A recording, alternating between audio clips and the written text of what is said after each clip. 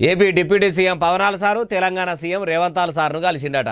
మొన్నటి వరదలకు గూడు చెదిరిన పక్షులు ఓలే గోసలు ఎల్లదీసిన పబ్లిక్కు సాయపడతా అని సీఎం రిలీఫ్ ఫండ్కు ₹1 ఇస్తానే కదా పవనాల సారు అన్నట్టే మాట నిలబెట్టుకునేందుకు చెక్కు పట్టుకొచ్చుండు. మరి ఆ కోటి ఎంతమందికి అందజేస్తారో ఏం కథనో అరుచుకుందాం పరి.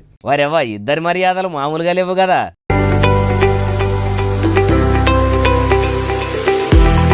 నమస్తే పవనాల సారు, అంత మంచిదేనా? సినిమేషకానిగానే నీకు తిరుగులేదనుకుంటే ఇప్పుడు ఆంధ్రప్రదేశ్లో డిప్యూటీ సీఎంగా కూడా తిరుగులేని లీడరు అనిపించుకుంటున్నారని అనుకుంటా పోయి బిగ్గరగా అల్మించుకున్నాడు. అన్నా నమస్తేనే రేవంతాలన్నా, ఎట్లున్నవే? నేను ముఖ్యమంత్రిని కాదు కదా, కనీసం మంత్రిని కూడా కానియ్యారని కారు పార్టీ వాళ్ళు కారు కూతలు గుయ్యంగా ఇన్నా. కానీ జగమొండివే ఉన్నవు, ఏనుగు వంగ ఎన్ని ఒర్రయి అన్నట్టు నీ పంతంతో నువ్వు పోయినవు, మొత్తానికి ముఖ్యమంత్రి పీఠ మీద ముద్దుగా కూర్చున్నావు. నేను ఇట్లా చూస్తుంటే నాకు కూడా మస్తు సంబరంగా ఉన్నదే అన్నట్టున్నాడు. కలవక కలిస్తిమి. ఇట్లా కలుసుడు ఇదే మొట్టమొదలు కాబట్టి ఏపీలో ఏం నడుస్తుంది, తెలంగాణలో ఏం నడుస్తుంది, చంద్రాల సారు రాజకీయం ఎట్లున్నది, ఆయనతో కూటమి ప్రభుత్వంలో ఉంటే ఎట్లుందో పవనాల సారు చెప్పుడు. తెలంగాణలో కారు పార్టీని గద్దె దించినాక షెయి సర్కారు ఏలుబడిలకు వచ్చుడు, రేవంతాలు సారు సీఎం అవుడు దాకా అన్ని ఒకల గురించి ఒకరు తీర్పాటకంగా మాట్లాడుకుంటున్నట్టే కొడతలేదు.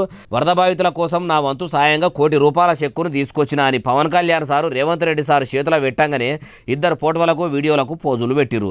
ఆంధ్రప్రదేశ్లోకి వెళ్ళి వచ్చి అంత పెద్ద సాయం చేసిన అంత పెద్ద మనిషిని ఉట్టిగా పంపిస్తే ఎట్లుంటదని శాల్వాతోనే సన్మానం చేసి నందిబొమ్మ ఇచ్చి పువ్వుల గుత్తి కూడా చేతుల్లో పెట్టి చేతుల చేసుకుండ్రు. మీరు ఆపదల ఉన్న వాళ్ళను ఆదుకుంటారని మంది అంటుంటే చూసినా గానీ ఇప్పుడు మొదటిసారి డైరెక్ట్ చూస్తున్నా. మీరు ఇట్లనే ఉండాలి పవనాల సారు అని సీఎం సారు అన్నడుగా అవ్వచ్చు. వీళ్ళు కలుసుడు అయితే ఇట్లా అయింది. అయ్యా సీఎం సారు, పక్క రాష్ట్రం డిప్యూటీ సీఎం పవనాల సారు వరద బాధితుల కోసం సాయం చేసిండు. మరి మీరు కూడా ఆంధ్రప్రదేశ్ ప్రజలకు ఏమైనా సాయం చేసేది ఉన్నదా సార్ అంటున్నారు ఈ ముచ్చటిన్నోళ్ళు.